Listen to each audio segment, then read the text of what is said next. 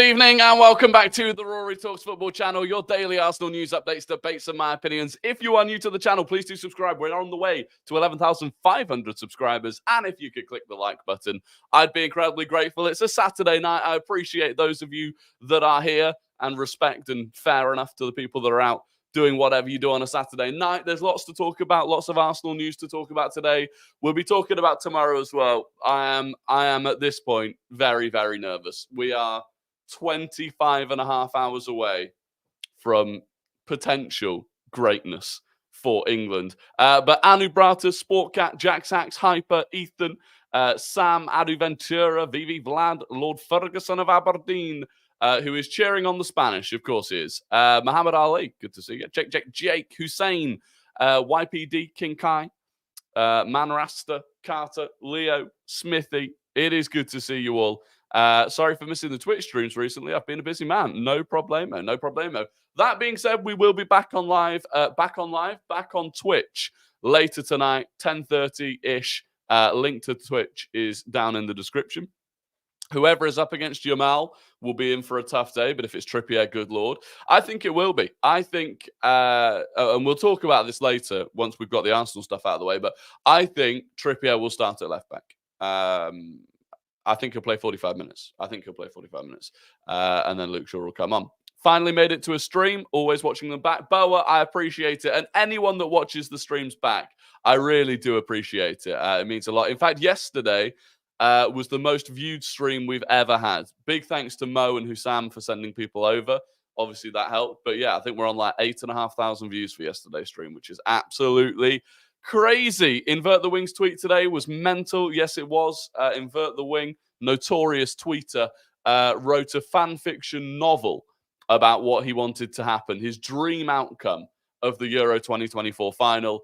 And basically it involved Saka missing a penalty so that Cole Palmer could be the saviour, or Harry Kane could be the saviour. It was just very bizarre, to be quite honest with you. The Arsenal Academy goalkeeper talk is huge, apparently. It is. People love it. People must have loved the Academy goalkeeper talk. Interestingly, speaking of the Academy goalkeeper talk, Nygaard started today. Nygaard started for the 21s today. They had the Academy team had a game. I think they won it 4-1. So yeah, Patino was starting. Patino played. It's weird. It's weird looking at that team with so many names missing. The likes of Walters and Kozia Dubry no longer with them. It's sad to see. It's sad to see. Gyökeres is 100% worth it for 60 mil. Hope we get him. I agree. But look, we'll start talking about what is on the thumbnail and the title. And obviously it started today with this news that really came very quickly, that Amadou Onana has gone to Aston Villa. Originally, it was broken by David Ornstein this morning that Villa were interested in Onana, that they'd agreed personal terms with him and that they'd be putting in a bid. And before you knew it, this afternoon, Fabrizio Romano gave the here we go. Amadou Onana, my name's not Andre, mate, to Aston Villa. Here we go. Deal done. 50 million fee and a salon clause included. Formal proposal accepted. 5-year deal for Onana at Aston Villa, valid until June 2029. Medical being booked, and then the deal is set to be signed next week. So there you go. That is another midfielder off the market. There's been a kind of mixed response to that from Arsenal fans. Some Arsenal fans delighted that it means that he won't be coming to Arsenal, which I find interesting because I think he's underrated. And I think that response shows how much he's underrated. I think Onana will do very, very well at Aston Villa. As I said on here, he wouldn't have been my first choice midfield option, but I do think he'll thrive in a team surrounded by better players. I think he looked good at the Euros. And so, yeah, it's interesting. It's interesting. But the pool of potential midfielders is shrinking. So there you go. Toby, thank you very, very much for the $2 Australian super chat. Andre is not even my name, mate. Exactly. Amadou, not Andre. Thank you very much. That is incredibly generous. Justin, the mystery German likes pineapple on pizza. The saga is getting ridiculous now. Yes. Yeah, if you don't get that reference, basically, Team News and Ticks today, And I don't know where he said it. I think Team News and Ticks was on a Twitter space today. And obviously various things that he said on that space have then been quoted and used by the aggregators. But one of those this evening was this quote from Team News and Ticks. The mystery German footballer that Arsenal are pursuing is a player who can play in multiple positions. Wow, there we go. There we go.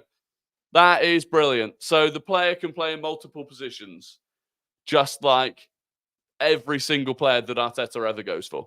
That has really narrowed it down. Yeah, it's insane. Boa, thank you very, very much for the 199 super chat. No message with it, just some support for the channel. And that is greatly, greatly appreciated, Boa. So thank you very much. But yeah, this whole guess who about who this mystery player is, it's just getting to the point of like, you know, any player pretty much that Arsenal sign is capable of playing multiple positions. And whether that is Kimmich, who we know can obviously play at right back or in midfield, whether it is Schlotterbeck, who can play at centre back or at left back or potentially midfield, whether it's Sane, who can play off either wing, whether it's Musiala, who can play centrally or wide, Florian Wirtz can play centrally or wide. I mean, it pretty much, who does it rule out? It rules out goalkeepers and out-and-out strikers. So it probably rules out Füllkrug. But other than that, I mean, it's just, it's just, what are we doing here? We may as well, you know, they've got blue eyes, you know? That'll be the next one. It's insane. And I'm bored of it. I am bored of the mystery German talk. Dio, thank you very, very much for the $5. That is incredibly generous of you. Smash the like button, people. Yeah, look, if you could smash the like button, get up as many likes as we can early in the stream. It really, really does help me out. And it costs you nothing. It costs you nothing to click that like button. I thought it would be Füllkrug. Well, also, it could potentially rule out Max. Yeah, exactly as Ethan says. It could potentially rule out Maximilian Bayer, who was one of the ones that we thought it might be, the young striker from Hoffenheim. So that's an interesting one that maybe that does rule out. Can Bayer play off the wing? I'm not sure. I don't think he ever has. Could be one of the left backs too. Yeah, I mean, this is the thing. It could be anyone. And also, bear in mind, like Arteta has bought in players before that haven't played other positions previously, and then he gets them to play other positions. So, you know, it could be it. Arteta could get Füllkrug playing in midfield. You know, it's a bit of a nothing. But the other thing that Team News and Tick said on the Spaces, or one of the other things he said on the Spaces, which is slightly more interesting, off the back of another midfielder being off the market in Amadou Onana, he said it wouldn't surprise me if Arsenal went back in for Bruno Guimarães later in the window. And that ties into something that Arteta said earlier today, or in an interview that Arteta did, about how everything is a lot more slow going this window, that the new PSR rules and everything have made things a lot more slow going. So look, maybe we do go back in for Bruno G. I mean, I would be very, very happy with that. It's going to be a goalie that Arteta converts to a DM. Well, honestly, David Raya could play as a midfielder. The way that David Raya plays with the ball, he could play as a midfielder. But yeah, so the interesting one with Bruno G, I mean, I would love Bruno G. I think the way he would complement Declan Rice would be fantastic. That would be the top level midfield signing to go alongside Declan Rice. It's going to be so difficult to do. Obviously, Newcastle will not want to let him go, no matter what. The release clause no longer exists for Bruno G. So, you know, ultimately, if Newcastle didn't want to let him go, they don't have to let him go. But also, Newcastle do still need money. They haven't sold anyone of note yet. They didn't sell Gordon to Liverpool. They've not sold Isak. And there is still a feeling that they might need to sell someone for quite a lot of money, even though they did just about avoid the PSR. And this is if they want to go out and buy someone new. So, look, it's probably not happening. I'd be very surprised if it did happen. But you never know. You never know. How was the film you watched at the cinema last night? Yeah, it was good, actually. It was good. It was called Fly Me to the Moon. It's got Scarlett Johansson and what's that big buff guy called? What's his name? My name is Jeff. What's his name? Can't remember. Anyway, it's got him in it. And it was decent. It was quite funny. It was funny. It wasn't what I thought it was going to be. I thought it was going to be like a sci-fi film of going to the moon. Was not that. It was more like a rom-com. but no, it was decent. If Team News and Ticks is giving you a lot of these facts, surely he knows who it is. Well, supposedly they do know who it is, but Arsenal want to keep it under wraps, and so these lot are keeping it under wraps for them. Channing Tatum is the guy. Yeah, it's a weird one. The whole thing's weird. We've never really had this before. Supposedly, all of the people that do know who it is are refusing to leak it on behalf of the club because the club really want to keep it secret, which makes it sound like it has to be like a mega player if they're so desperate to keep it secret. I don't know. I think it's all a bit weird. And I've bored myself out of worrying about it too much until something actually materializes. Because so far, nothing concrete has come out at all. Selling Douglas Luiz for 40 million plus 2 fringe players and drop 50 million on Onana is a huge downgrade. Yeah, possibly. You might not be wrong. You got to bear in mind, Onana is only 22, though. So, I don't know. We'll see. I think he'll work well in that midfield. Could be Musiala. Arteta trusts Kai, so he would spend money on a midfielder / winger.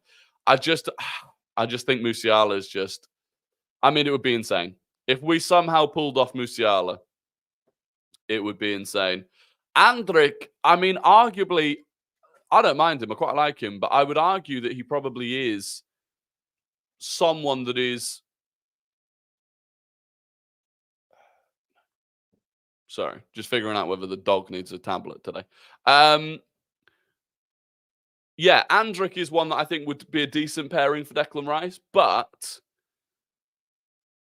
arguably, of all of the whole like one position thing, Andrick doesn't fit the multiple positions. I don't think Andrick really plays anywhere other than a 6, unless I'm wrong. I don't know a huge amount about him, to be honest. Still fancy Evan Ferguson. Young, channel running, could be top. Yeah, I mean, the whole Evan Ferguson thing fell off a cliff because of his performances last season, really. A Musiala announcement would be the hardest thing since Ozil. Man, imagine it just dropped out. Imagine an Ornstein bomber out of nowhere. Arsenal, be agreed for Musiala. Medical incoming. Oh my God. The internet would lose. That would be an Ozil moment. That would be insane. In Football Manager, he can play as a centre mid, CDM, and centre back. Yeah, but in reality, can he play those positions? I've trained myself not to bother with all the reports or rumours about a transfer, given it's not possible to know anymore. I agree. And look, people have said it's so hard to get information out of Arsenal at the moment that it's completely locked down. So it's, we'll talk about it more if a name actually comes out, but no one has given a name at all.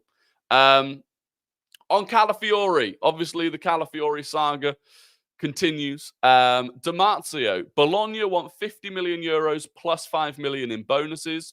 Arsenal's offer is a bit less, but I think they will do the deal. In his mind, for Calafiori, it is only Arsenal. Even Chelsea tried to get him. Arsenal is considered the perfect step in his career. Both Calafiori and his agent believe that Arsenal is the perfect step. And then a Bologna-based blog called 1000 Chiori said Calafiori has asked Bologna to let him leave. Bologna has asked Arsenal to raise their offer from 45 million euros plus 5 million euros in add-ons to 50 million euros plus 5 million euros in add-ons. Bologna are already negotiating for Diogo Leite as a replacement. So basically, Arsenal and Bologna are squabbling over 5 million euros at this point. It is now at the point where Calafiori has asked Bologna to wrap it up and to let him move. He's on holiday himself until the 19th of July. So that's 5 days away, 6 days away.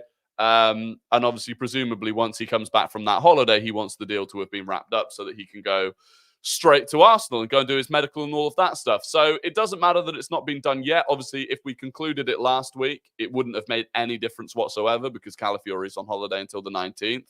I'm certain it's going to get wrapped up pretty quickly.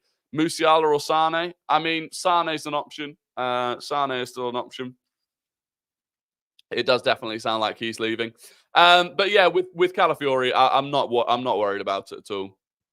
It really does just sound like, Arsenal are haggling, and that is fine. Now Gyökeres is 60 mil. Do you agree that it's a must buy? I predict he would give us a minimum of 25 goals and assists, add a fit Timber, etc. I'm very confident we will win the league. Steve from AFC TV. Steve, one thing I would say is that it's not guaranteed that he's down to 60 mil. That was only one source yesterday, which was TBR Football, which isn't a brilliant source. So I'm not 100% sure he is down to 60 million yet.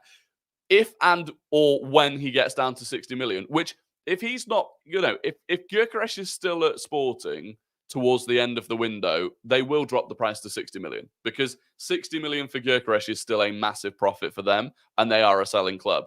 So if it does get down to 60 million, yeah, I think that would be one where you would have to look at it as a club and go, that is a value signing. And I think he would come in and tear it up. I really do. I am conductor of the Gyökeres steam train for a reason.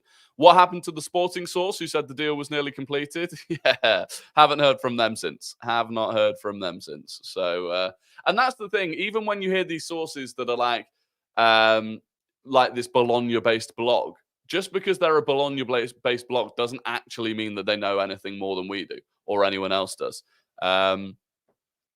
Here he is again. Here's old Sheikh Hamboob. Rory, I know you dislike Phil Foden, but why are Man City very poor and quiet in the transfer market? I mean, what does the first part of that even have to do with the question? What does which I don't even dislike Phil Foden, but you seem to think I do. I think Man City are being very quiet because I think that they know something big is on the horizon. I think they are shitting themselves. Is the reality. I really do. They're very, very quiet. And I think they're struggling. I think they're struggling to convince players to join them with so much uncertainty. There's no certainty around Pep Guardiola's future, which if you're a player, that's a massive thing, by the way.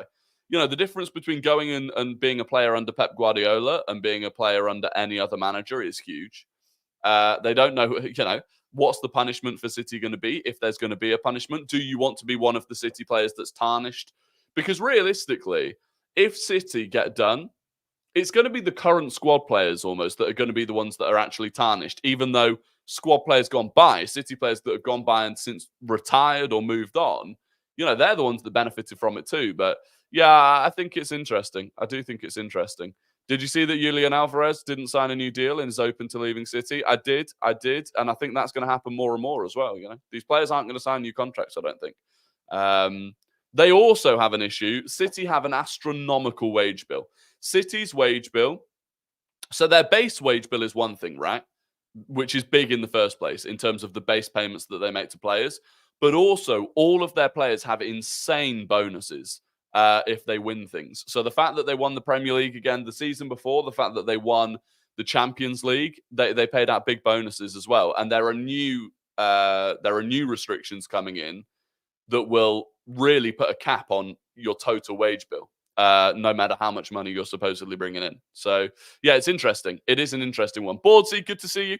Thoughts on Timber in the midfield? Yeah, I think we could see Timber in the midfield this season. I do think because if we're bringing in Calafiori, 100% there will be times where you'd see Calafiori at left back and Timber in midfield. I would not be surprised to see that whatsoever. It's funny how Pep won't resign and all their top players are rumoured to leave. Resign, not resign. Resign. Yeah, I think something big's coming. I can feel it coming in the air tonight. It's a lose-lose for Sporting with Gyökeres. If they keep him and he has an average season, his value drops in half. And if he has another phenomenal season, they're capped by the release clause. Exactly. That is the thing. The big risk is a bit like Evan Ferguson, right? Not to the same extent, but Brighton wanted 100 million for Evan Ferguson off the back of one good season. Now, I think Gyökeres has been better for longer than Evan Ferguson, but the fact was they didn't sell. They set the stall at 100 mil. They didn't sell. They maybe could have sold him for 70 million. In fact, I guarantee they could have done. If Man United could have got Evan Ferguson for the same amount as they paid for Højlund, they'd probably have done it, but they couldn't. So Brighton missed out on that. And like you said, his value probably halved last season. So it's always the risk that you run. It is always the risk. What's your thinking on Charlie Patino? I mean, you can't discount the idea that Charlie Patino ends up staying. We thought that Charlie Patino was definitely going to get sold. Literally before the season had even ended, there were big things about how Charlie Patino was definitely going to move on this summer. Maybe he doesn't. Maybe Charlie Patino doesn't move on this summer. I don't know. If Timber could be like a second midfielder and a rotation left back, he's going to do well. Well, of course. And realistically, actually, his primary position is closer to a right back. So he is easily, at the very least, the backup to Ben White, but really competition for Ben White. Calafiori, backup and competition. Either of the centre-backs drop out, he's going to play. And a midfielder, potentially. His versatility is unbelievable. Rory, what type of player does Miles Lewis-Skelly is moulded to be by the club? You mentioned that Ethan is moulded to be a mini Ødegaard, which makes me curious. Well, interestingly, it came out more recently, and this came after... Remember, we got rid of Lino Souza. So Lino Souza was our best academy left back. He went to Aston Villa. Obviously, we're bringing in Calafiori. But there were reports that we were going to mould... So Lewis-Skelly, really, I would say, recently has been an 8. Right? I'd say the closest fit for Lewis-Skelly would be an 8. His ability to dribble in midfield is fantastic. But they're now talking about moving him to an inverted left back. More of like a Zinchenko. So starting at left back and moving into the midfield. Is what they were saying. So, yeah, it'll be interesting to see what happens with Lewis-Skelly. Nwaneri scored off the bench today. I hope he's taken on the preseason tour. I assume he will be taken on the preseason tour. I'd be surprised if he's not. Anyway, some other things that came out yesterday evening, according to L'Equipe. So Bayern had a 35 million euro bid for Désiré Doué rejected. And according to L'Equipe, Chelsea and Arsenal. In fact, they said Chelsea have joined Arsenal in the race for Désiré Doué after Bayern have 35 million euro bid rejected, which is interesting because that means, like, based on L'Equipe's wording, that means that Arsenal were already in the race for Désiré Doué, which I think we'd had some, like, very minor links to him and not a lot else. But L'Equipe seem to think that we are in for him and that Chelsea have joined the race for that. So, look, I don't know a huge amount about him, I'll be honest. I've very much relied on compilations to see Désiré Doué as a player. And always when you see a compilation, it can make, a compilation can make any player look good, right? He looks very exciting. Looks like a very, very exciting winger. I think he's still only 18, right? I think he's 18. Let's have a look. 19. He turned 19 in June. Really high chance. We'll bring it up. We'll do. I'm sure we've done the greenery. We've done a greenery check on Désiré Doué before, but we will bring it up again. There we go. So yeah, predominantly plays off the left. He can play centrally. Right-footed. So again, the interesting thing about this is that it's another right-footed left winger rather than a left-footed right winger, which I think is more important, given that I think we need to cover for Saka. But this isn't bad. Chance creation is high. Takes a lot of shots. And then if we come down here, I mean, that's decent. What about per 90? This is nice. This is decent. Chance creation, very nice. Assists and expected assists. This is nice. I like this. Successful crosses, decent. Pass accuracy is a bit low. Do you know what? If he's one of those really high-risk players, that's not the end of the world. If he is just the player that's always trying to pull off something, it's not too bad. That is through the roof. That is very, very nice. This is very nice. Touches in the opposition box. You're going to get a lot of that at Arsenal. Draws lots of fouls, which is nice. And even this isn't too bad. So, for a guy that's just turned 19, it's an interesting one. He looks very exciting. But, yeah, according to L'Equipe, we are potentially in the race for him. Can you look at Bruno G? Yeah, we'll have a look at Bruno G. It's a long time since we looked at Bruno because we hadn't been linked to... Well, as soon as his release clause expired, we kind of gave up on Bruno G, but not Burno. Not Bruno G. This is Bruno G's map. Oh, it's going to be based on Copa America. Hang on. I mean, he is a consistent player. There's no denying he is incredibly consistent. This is decent. It's decent. 26 years old. He's in his prime. And you come down here, and we'll go per 90. This isn't too bad. Not too bad. This is very nice. I mean, all of it. All of that is decent. Pass accuracy at 85%. Not bad. Again, he tries to play more adventurous balls in that team. Successful dribbler. I mean, the amount he wins the ball back is fantastic down here. Jules won this. Very, very good. He's a solid player. He is a solid player. Bruno G is a no. Overrated. Agree to disagree. I do not think Bruno G is overrated. I do not think he is overrated. Why haven't we signed Calafiori yet? We're just haggling. They want us to pay 50 million euros plus 5 million euros in add-ons. We want to pay 45 million euros plus 5 million euros in add-ons. So we're 5 million euros apart. The deal will get done. We don't need to rush to do the deal. We've already agreed all of the terms with the player, with Calafiori. We're not in a rush. He's on holiday, so it's not even like if we sign him now, he can come and get started straight away. So we'll haggle for an extra few million, you know? I want us to sign Bruno G just to piss off Lewis Bowden. I mean, that would be sensational. That would be sensational. I'll watch Doué in the Olympics soon, so that'll be sick. He's in the Olympics team. That's nice. That is nice. Bro, just give them 5 mil. No. I disagree with this. And the idea of, look, Bologna, right from the very start, have wanted 50 mil plus 5 million in add-ons, right? So if we give them that, we are giving them the exact amount they wanted right at the start. That is a bad negotiation. That's bad negotiating. And when you do that, and you get a reputation for doing that, if you get a reputation for being like, okay, well, Bologna held out for a long time and eventually Arsenal paid it, that becomes your reputation. And then when you go to the next club to buy another player, they look at the Bologna one and they go, well, we'll just hold out because they'll pay it eventually. And when that keeps happening and happening and happening, you end up paying 80 million quid for Anthony. That's the end of it. The same with Chelsea. Chelsea, under their new ownership, became known as a team that would eventually crumble because there was so much pressure from the fan base and everything to get a player done. That's why they paid so much for Caicedo. That's why they paid so much for Enzo. That's why they paid so much for Mudryk. That's the issue. You have to be firm. And Arsenal have the upper hand here. Calafiori is leaving Bologna. Everyone knows it. Calafiori is fully set on joining Arsenal. Everyone knows it.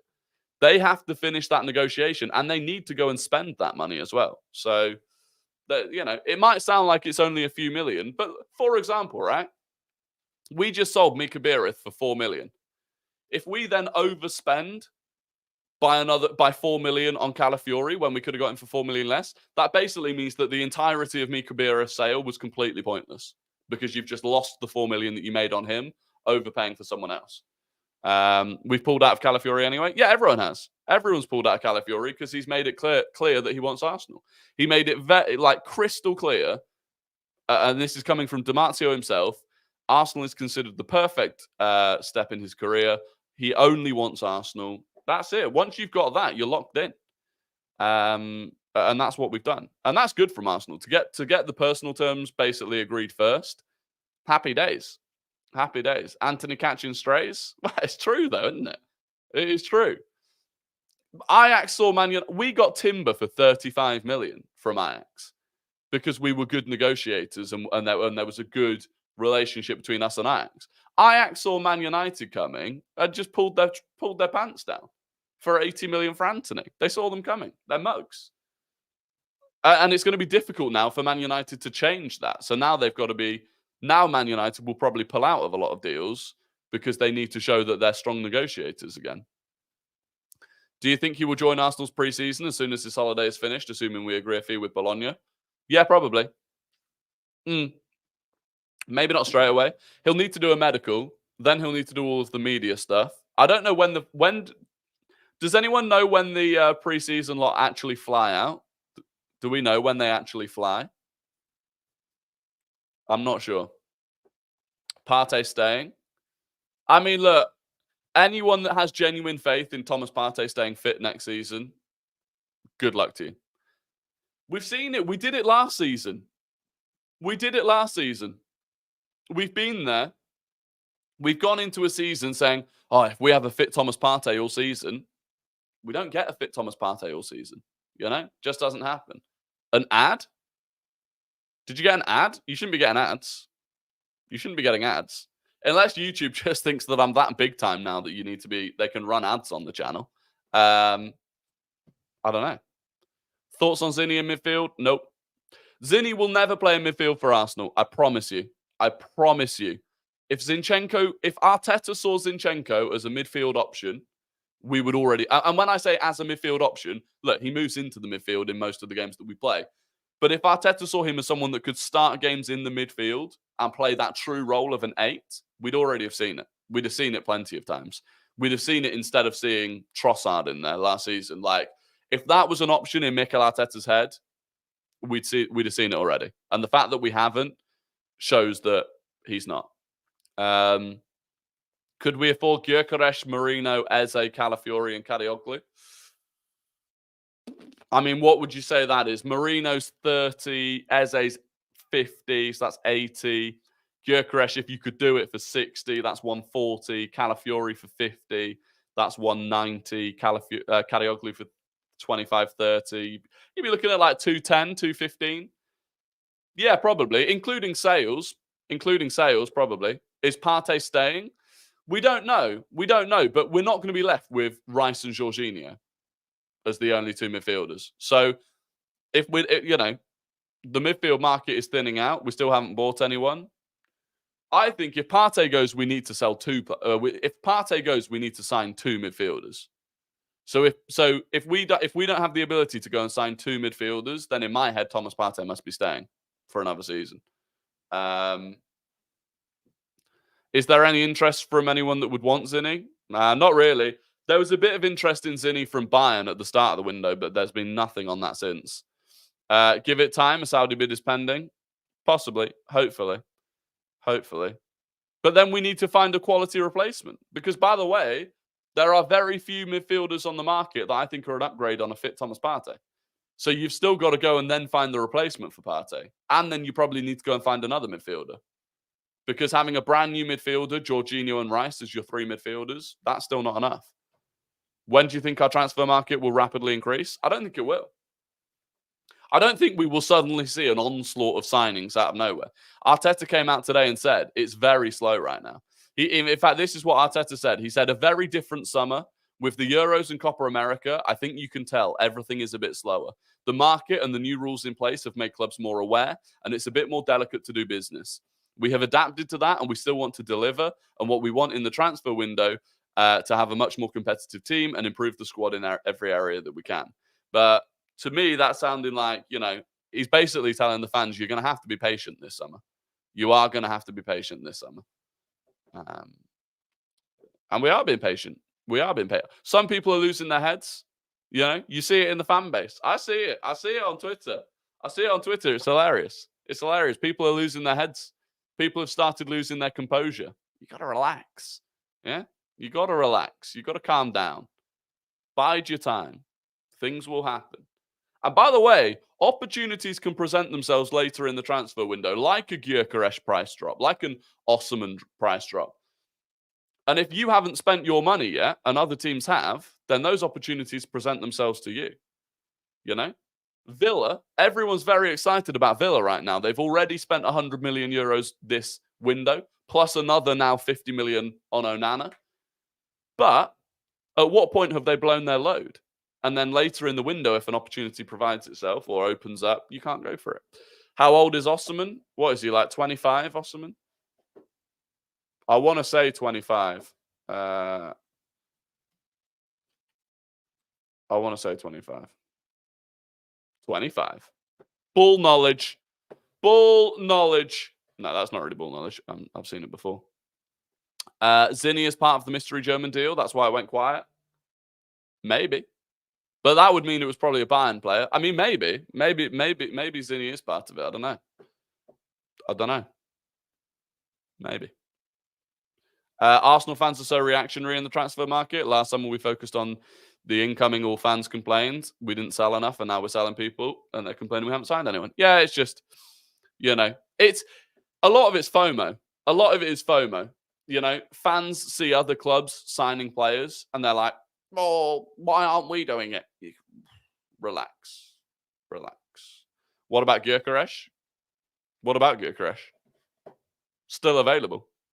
Until Gyökeres goes to another club, I'm still excited about it. Until I hear that Gyökeres has gone to another team, I think we're still in for it. Zinni plus cash for Jamal or Kimmich. 2 birds with 1 stone. Maybe. Anyway, it is time for Guess the Gooner, the game where I give you 5 clues about an ex or current Arsenal player, and you have to guess who that player is in the chat. First person to get it right wins the immense pride and respect of the Rory Talks Football community. So get your fingers on your keyboards, because we are starting now. And also click the like button. There's nearly 300 of you in here. If you could click the like button, get us to 100 likes, I would be incredibly grateful. Clue number 1. This player scored 14 goals in 197 games for Arsenal. This player scored 14 goals in 197 games for Arsenal. Clue number 1, they've played for 4 different Premier League teams. Clue number 2, they've played for 4 different Premier League teams. Clue number 3, they made their Arsenal debut in 2008. Clue number 3, they made their Arsenal debut in 2008. Clue number 4, they have 34 caps for England. Clue number 4, they have 34 caps for England. And clue number 5, they won back-to-back Premier League Goal of the Season awards. Clue number 5, they won back-to-back Premier League Goal of the Season awards. So, 14 goals in 197 games for Arsenal, played in the Premier League for 4 different teams, made their Arsenal debut in 2008, 34 caps for England, back-to-back Premier League Goal of the Season. Make sure we don't get VAR checked.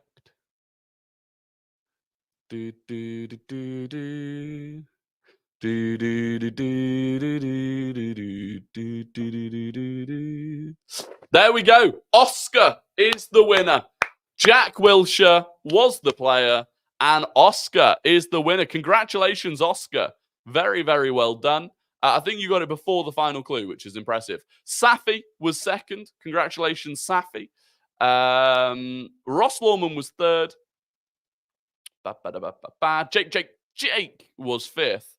And Logical Nonsense. Sorry, Jake was fourth. Logical Nonsense was fifth. There you go. Congratulations. He played for 4 Prem teams. He did play for 4 Prem teams. I thought that one might catch a few people out. The 4 Premier League teams were, now most people probably remember West Ham, and most people probably remember Bournemouth, but very early on at Arsenal, he went on loan to Bolton Wanderers as well. Played 14 Premier League games for Bolton Wanderers way back when. So there you go, Oscar. Very, very good. Do you ever play football bingo? We did it a couple of times on here.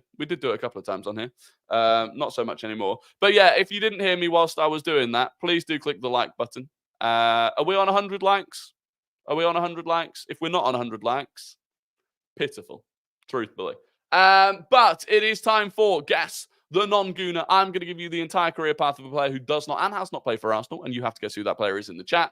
First person to get it right wins the immense pride and respect of the Rory Talks Football community, but not as much respect as Oscar currently has. And that was Oscar's first ever Guess the Gooner title. This player started their career at AZ Alkmaar. They started their career at AZ Alkmaar. They then joined Neerlandia. They then went to Campomeirense. Which is a Portuguese team. They then went to Boa Vista. They then went to Leeds United. They went to Atletico Madrid. They went to Chelsea. They went to Middlesbrough. They went to Charlton Athletic. And they went to Cardiff. So, started at AZ Alkmaar, Campomeirense, Boa Vista, Leeds United, Atletico Madrid, Chelsea, Middlesbrough, Charlton Athletic, Cardiff. Can't start a fire without a spark. Phil Foden's on fire. Right, let's make sure we don't get VAR checked. There you go, look at that. David joined and dropped a like straight away. David. Be like David. Be like David. Smart's kicking off. The first person was... It's VV Vlad. It was VV Vlad. It was indeed Jimmy Floyd Hasselbank. And VV Vlad got it first. Ross Lawman was second. Sportcat was third. Jake was fourth. And Ethan Udall was... Oh, no. Yeah, Ethan Udall was fifth. I mean, that is some sort of a spelling. Hazelmank. Good old Jimmy Floyd Hazelmank. But there you go. Congratulations to VV Vlad. That was a tough one. A bit of an old one, really, given that he retired in 2008. That was one for the older viewers. But congratulations. Anyway, look, that is going to be the end of the stream. There will be no streams tomorrow. Hopefully, I will be absolutely off my tits tomorrow evening. But there won't be a stream because I'm out for the England game either way. But we will be live tonight on Twitch as normal. So link is down in the description to the Twitch channel. Other than that, I'll be back on Monday. Normal service will resume on Monday. So I look forward to seeing you then. But I hope you have a fantastic evening. I hope the rest of your weekend is brilliant. If you're supporting England, if you're not, other than that, good evening, good night. Thank you for watching. Goodbye.